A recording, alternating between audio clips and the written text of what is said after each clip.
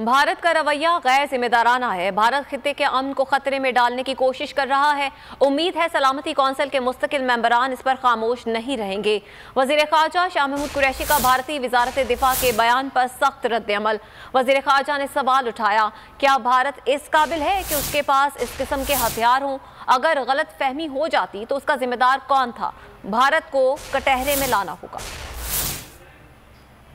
हिंदुस्तान ने एक और हरकत की है और एक मिसाइल जिसको वो कहते हैं एक objective, fast moving objective fire करते हैं और पंजाब में पिया चन्नू में आके गिरता है। बैनुल-अक़वामी दुनिया से अपील है, हिंदुस्तान ने हरकत की है। उन्होंने उस हरकत से मासूम शहरियों को, पाकिस्तान के शहरियों को निशाना बनाने की कोशिश की है कि हिंदुस्तान को कटारे में लाया जाए, उससे पूछा जाए। मगरब की जमहूरियतों से ये उनसे गुजारिश करता हूं कि जो हरकत की है ये बड़ी खतरनाक खेल खेला है। आज उनको नोटिस लेना चाहिए कि ये जो हरकत उन्होंने की है, क्या इससे एक्सीडेंटल वॉर का खतरा नहीं है? और अगर है तो मैं पूछता हूं कि आज बैनुल-अक़वामी दुनिया इनसे हिसाब मांगती है कि नहीं।